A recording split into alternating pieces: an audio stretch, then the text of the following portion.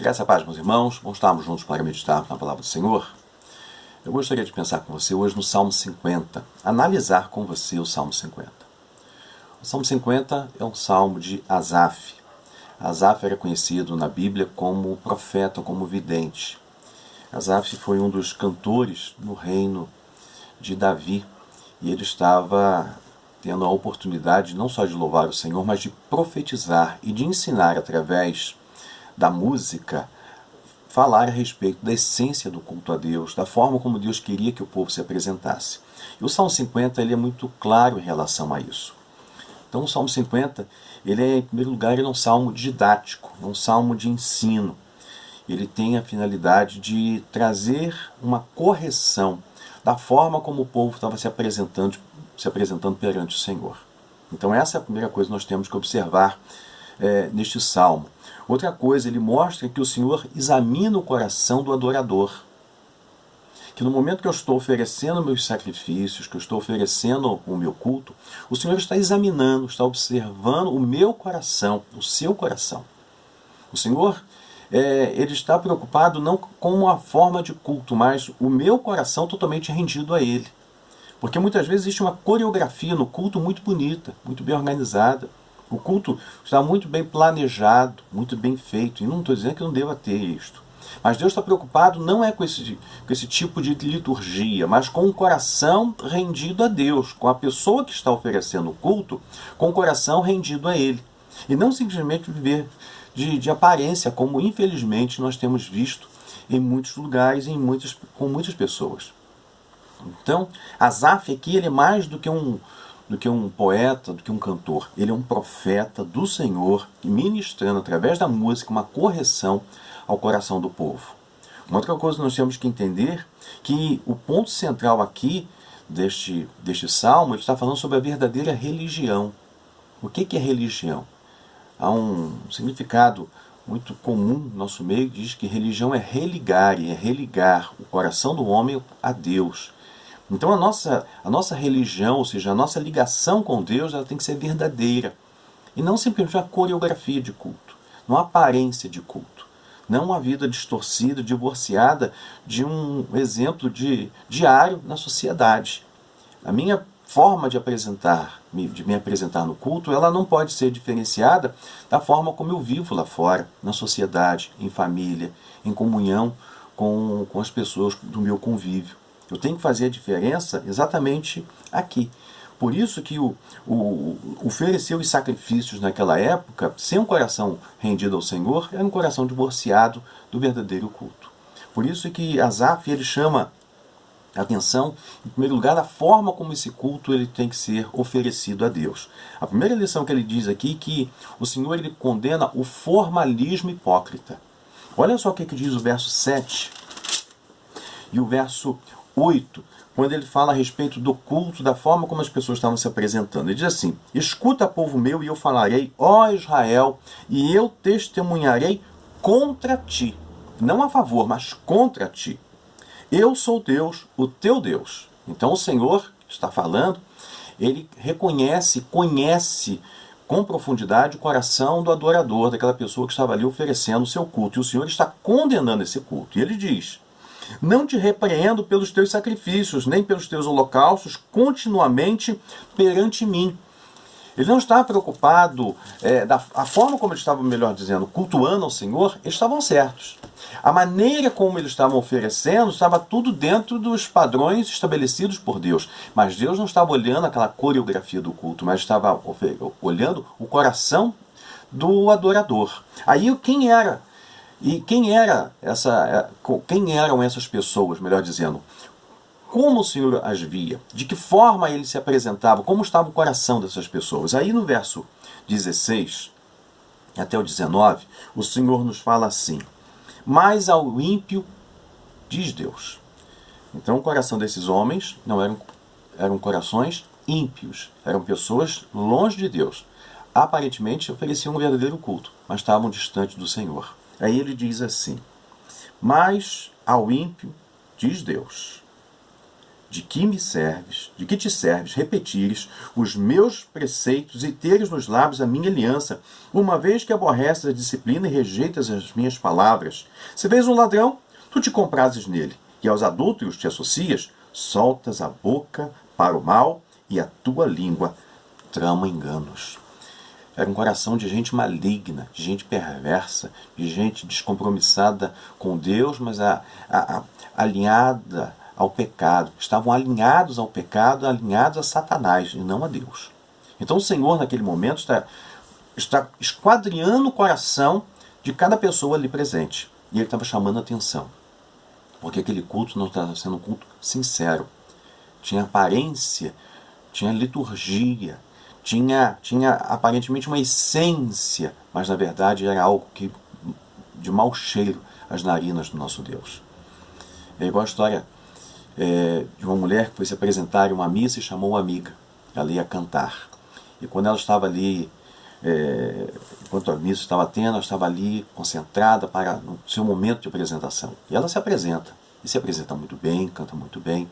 Quando termina a missa, ela estava lá de fora com a amiga e ela pergunta então: você gostou da minha apresentação? Eu cantei bem? A amiga falou: você cantou muito bem. Realmente você tem uma voz muito afinada, foi muito bonita a sua apresentação. Pena que você não participou da missa. Ela estava ali, mas ela estava tão preocupada com a apresentação que ela esqueceu o principal, que era o momento de cultuar naquela missa. Então, se uma pessoa que não tem nenhum compromisso aparentemente com Deus observa esses detalhes, você acha que Deus não está observando o seu coração, o meu coração, no momento que eu estou adorando ao Senhor? Então, essa que é a grande questão. Aqui, o culto era um culto hipócrita. Nós podemos observar três coisas em relação a esses hipócritas aqui. Primeira coisa, algumas pessoas pensam que Deus é um ser carente de culto. Algumas pessoas oferecem culto a Deus achando que Deus ele precisa de culto, como se Deus fosse um ser carente, necessitado. Gente, quem precisa de Deus somos nós. Deus não precisa da gente. Deus é um ser independente, ele é soberano. Ele é Senhor de todas as coisas. Ele não precisa do meu culto. Eu que preciso adorá-lo, cultuá-lo e receber dele as devidas bênçãos, a graça e misericórdia todo dia. Nós dependemos da misericórdia de Deus.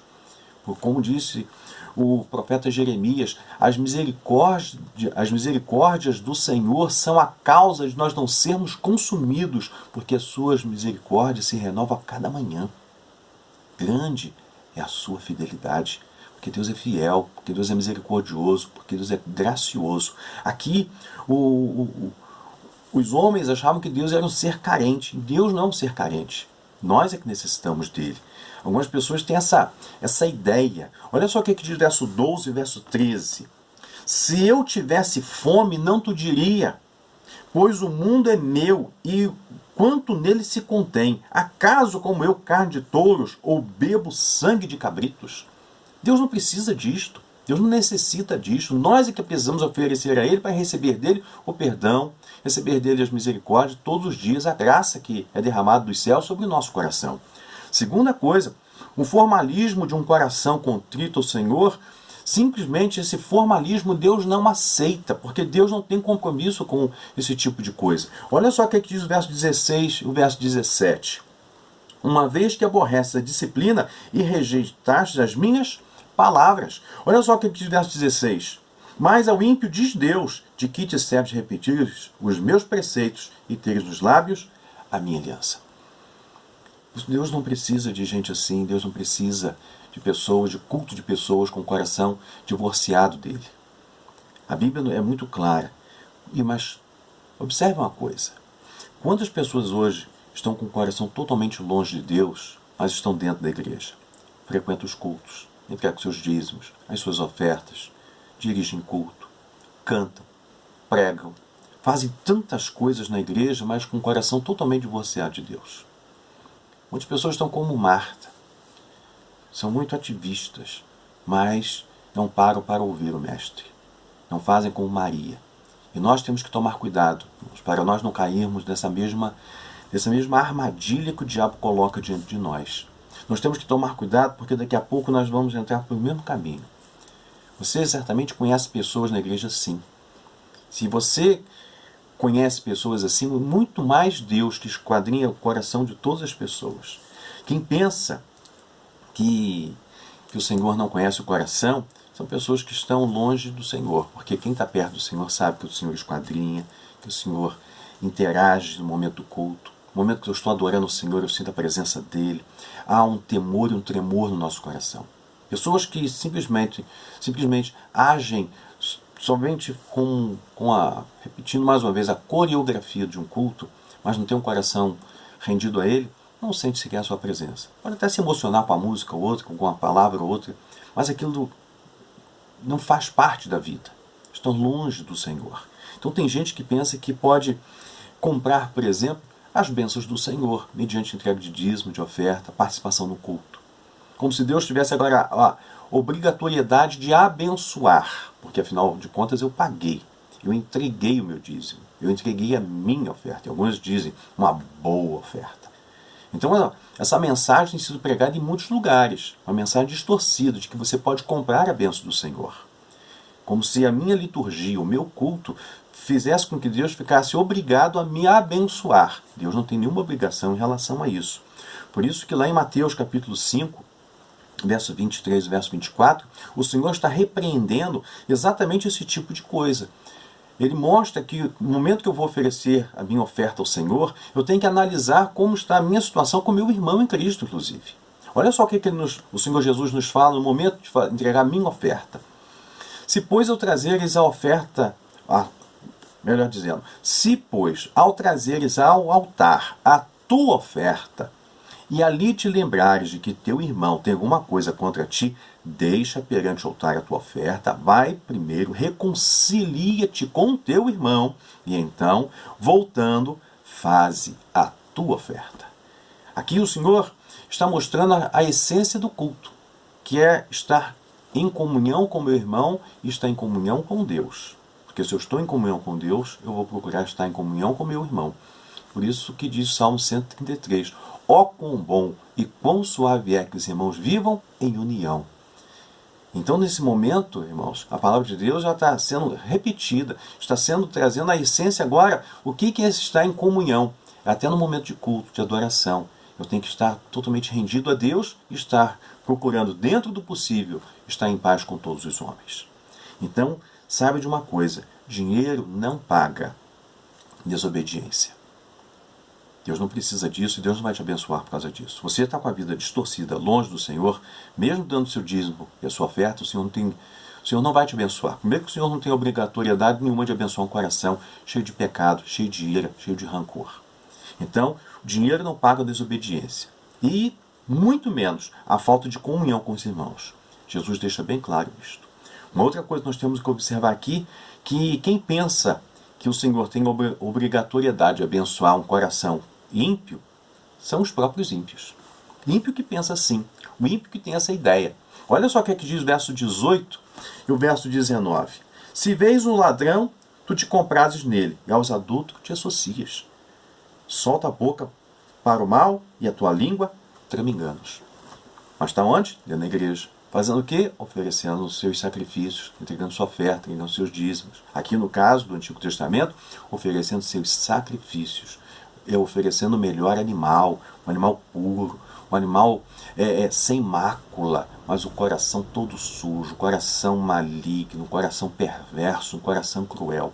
E esse coração, Deus em momento algum vai abençoar. Então quem age assim, segundo o coração dessas pessoas, Deus está abençoando. Deus não tem compromisso, mais uma vez eu falo. O ímpio é que pensa dessa forma. E interessante que aquela pessoa que tem fé, ou que diz que tem fé e demonstra dessa forma, está com o coração longe de Deus, não passa de um herege. Porque é uma heresia que bate no seu coração. O que é um herege? Alguém que não tem compromisso com a verdade. Essa que é a grande questão. Então essas pessoas estão totalmente, irmãos, longe do que é a igreja verdadeira, do corpo de Cristo. Pode fazer parte até de uma igreja local, mas não da igreja universal, da igreja que é o corpo de Cristo representado aqui na terra. E muitas vezes as pessoas se identificam com pessoas assim, porque se associam a pessoas assim, pessoas perversas. Então o joio está no meio do trigo. Só que o Senhor é quem esquadrinha o coração e conhece. Por isso que o apóstolo Paulo, ele diz que se nós identificarmos pessoas assim em nosso meio, nós temos que nos afastar dessas pessoas. Nós não podemos ter comunhão com essas pessoas. Nós não podemos nos unir a essas pessoas. Porque, na verdade, essas pessoas querem se unir com pessoas ruins. E nós, se temos um coração voltado para o Senhor e tememos ao Senhor, devemos nos afastar delas. Tanto que lá em 1 Coríntios capítulo 5, do verso 9 ao verso 11, o apóstolo Paulo diz assim: já em carta vos escrevi que não vos associeis com os ímpios. Refiro-me com isto não propriamente aos impuros deste mundo, aos avarentos, ou roubadores, ou idólatras, pois neste caso terias saído do mundo. Ele não está falando das pessoas lá de fora, sem compromisso com Deus, que andam na contramão de Deus, porque não tem nenhuma relação com Deus. Ele está falando de gente que está dentro da igreja. Por isso que ele diz assim: mas agora eu vos escrevo que não vos associeis com alguém que, dizendo-se irmão, for impuro, ou avarento, ou idólatra, ou maldizente, ou beberrão, ou roubador, com esse tal, nem ainda comais. Ele diz que nós não podemos ter nenhuma comunhão com esse tipo de gente. Então o salmista, aqui ele traz essa mesma essência. Ele diz que tais pessoas não obedecem a Deus porque aborrecem a disciplina, rejeitam a palavra do Senhor e se associam com pessoas que têm os lábios perversos para falar o mal, para maquinar o mal. Gente que vive na companhia de ladrões, de adúlteros, que gostam da maledicência, da fofoca, que se envolvem com pessoas que, infelizmente, difamam as pessoas da própria família. Então, com essas pessoas nós não podemos andar. Sabe por que nós não podemos andar com essas pessoas? Por que o apóstolo Paulo e a própria Bíblia nos ensina a não fazermos isto? Aqui no Salmo 50 nos mostra isso. E o apóstolo Paulo, lá em 1 Coríntios 15, 33, ele diz assim: as más conversações corrompem os bons costumes. Por que eu não posso andar com gente assim? Porque senão eu vou me corromper. Eu vou te dar um exemplo. Você tem 5.000 litros de água potável. Agora, se você pingar uma gota de água de esgoto, você contaminou toda a água. Então nós podemos ser contaminados. Por isso nós temos afastado essas pessoas. Segunda coisa que o texto nos ensina, que o Salmo 50 nos mostra, a segunda lição que nós aprendemos aqui é que a visão que uma pessoa tem de Deus determina as suas atitudes. Olha só o verso 21. Preste bem atenção. Tens feito estas coisas, e eu me calei. Pensavas que eu era teu igual, mas eu te arguirei e porei tudo à tua vista. Tu pensavas que eu era teu igual. Usando um linguajar nosso, Deus não é farinha do mesmo saco que a gente. Então tem muita gente que acha que Deus, por ele abençoar, por ele não agir de forma imediata, por ele não tomar nenhum posicionamento imediato, que Deus está aprovando o pecado, que Deus não está se importando com o pecado.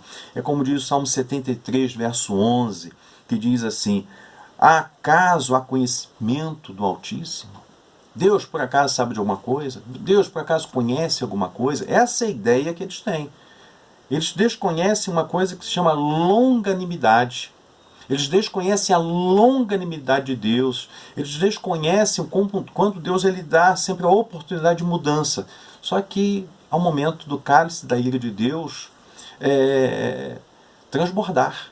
E eles não sabem disso, eles não têm ideia disso. Por isso que agem na contramão de Deus. Por isso que agem fora dos padrões estabelecidos pelo Senhor. Então o silêncio de Deus, irmãos, não quer dizer que ele esteja aprovando as atitudes erradas das pessoas. A longanimidade de Deus, mais uma vez eu afirmo, ela é enorme. A nossa vontade muitas vezes é tomar atitudes, é tomar um posicionamento imediato. Deus é longânimo. Deus é longânimo. Deus, quando ele chega a corrigir, é porque ele já deu oportunidade várias. No entanto, as pessoas não dão ouvidos à voz do Senhor. Segunda coisa, há pessoas que pensam que Deus é igual a eles. Irmãos, o diabo é que bota esse pensamento no coração das pessoas. Acham que Deus não vai se importar. Entenda uma coisa, Satanás, ele tem prazer no pecado. Deus não. Satanás faz com que as pessoas andem longe do Senhor. Mas Deus, ele quer exclusividade. Satanás, ele está pouco se importando se você está no culto fazendo o que você está fazendo, mas lá de fora você não tem nenhum compromisso com ele. Assim pensa o diabo. E muitas pessoas têm um coração diabólico. Por isso que pensam igual ao seu pai, que é Satanás. Mas Deus, ele não é assim. Deus é santo, santo, santo. E espera que de cada um de nós tenhamos uma vida santa e irrepreensível. Uma vida diferenciada na presença dele. Por isso que o nosso culto, é a essência do nosso culto, o cheiro agradável que chega até as narinas do Senhor, é um coração contrito, um coração rendido a ele. Outra coisa, o tempo e no tempo certo, Deus há de se manifestar. Olha só o que diz o verso 21. Mas eu te arguirei e porei tudo à tua vista. O tempo de Deus, irmãos, chega. O cálice da ira de Deus transborda. O Senhor age. O Senhor, no momento certo, ele vai tomar as devidas precauções. Aí, ai daquele que não deu ouvidos à voz do Senhor. O homem planta, então ele vai colher. O que o homem planta, ele colhe. Olha só o que nos fala lá em Oséias, capítulo 8, verso 7. Diz assim: porque semeiam ventos e cegarão tormentas. Não haverá seara. A erva não dará farinha. E se der, comê-la-ão os estrangeiros. Ou seja, o homem planta vento, ele colhe tempestade. Olha só o que nos fala também o apóstolo Paulo, lá em Gálatas, capítulo 6, verso 7 e verso 8. Não vos enganeis, de Deus não se zomba, pois aquilo que o homem semear, isso também ceifará. Porque o que semeia para a sua própria carne, da carne colherá corrupção. Mas o que semeia para o Espírito, do Espírito colherá vida eterna. Aqui é a diferença, meu irmão. O que você planta, você vai colher. Por isso nós temos que tomar cuidado que tipo de culto nós temos oferecido ao Senhor. Porque o Senhor vai estar recebendo nosso culto ou rejeitando nosso culto. E quando ele rejeita o nosso culto, ele não rejeita só o nosso culto. Ele rejeita a pessoa. Lembra de Abel e Caim? Diz que Caim ofereceu, num determinado tempo, uma oferta ao Senhor, enquanto que Abel ofereceu das primícias. E diz o texto que o Senhor rejeitou Caim e a sua oferta. O Senhor, ele rejeita as duas coisas. Deus não tem compromisso em receber simplesmente oferta. Deus não precisa disso, como já falamos. E para a gente finalizar aqui, a terceira lição que aprendo aqui é que o culto ele tem que ser dirigido a Deus. Por isso que tem muita gente que diz, não gostei do culto. Mas Deus gostou? Deus recebeu? Porque o culto não é para você, o culto não é para mim, o culto é para Deus. Então tudo que fazemos é para o Senhor. Então eu tenho que entender que o culto não é entretenimento. O culto não é lugar para a gente se divertir, para a gente se alegrar, para a gente rir. O culto é lugar para a gente dobrar os nossos joelhos, colocar nosso coração rendido ao Senhor, pedir a Deus misericórdia, é ser confrontado com a palavra. Isso é culto. Culto não é lugar de entretenimento, lugar para rir, se divertir, marcar encontro, vender e trocar. Culto não é para isso. Culto é para adorar ao Senhor, irmãos. Nós estamos na presença de Deus. Diante daquele que ouve, que atende, que responde, é o soberano Senhor de toda a terra. Nós não estamos diante de uma pessoa qualquer, nós estamos diante de Deus. Mas tem gente que não parece que vai para o culto, mas não vai para adorar o Senhor. Vai para fazer qualquer outra coisa. Por isso que diz, não gostei. Não gostou por quê? Porque o culto não foi agradável, a palavra foi muito dura, mas foi a palavra de Deus. Se foi a palavra de Deus, então acolha em seu coração. Então tome cuidado. Culto é um lugar de adoração. Então, não é porque eu não tinha algo que fazer, então fui no culto. Aliás, o que mais temos visto? Pessoas que não dão o devido valor ao culto. Nesse período agora de pandemia, o que a gente tem visto, irmãos, que tudo é essencial. Essencial supermercado, trabalho, pegar o trem, lotação, ônibus, barca, metrô, isso, ir na farmácia, na rua, em tudo quanto é lugar. Mas ir ao culto, estar na casa de Deus, não é mais essencial para muitas pessoas. Aquilo que já estava capengando, podemos dizer assim, no coração de muitos, se tornou realidade agora na vida. Eu creio que depois dessa pandemia, poucos serão aqueles que voltarão para o culto. Porque tem muita gente que diz que não é tão essencial, não é tão essencial, ou não é essencial o culto. Eu ouvi de pastor falar isso. Teve um pastor que entrou em contato comigo e falou assim, que um pastor falou que não é o tempo de abrir nem sequer a igreja. Não é o tempo de abrir a igreja ainda não. Não é o tempo. Irmãos, o povo está carente, o povo está necessitado, o povo está sendo oprimido, está sendo tripudiado pelas autoridades. O culto é um momento de refrigério, é um momento de estar na presença do Senhor, junto com a igreja reunida, clamando, buscando ao Senhor socorro, pedindo misericórdia e graça. É um momento de extravasar na presença do Senhor, chorar na presença dele, com a igreja reunida.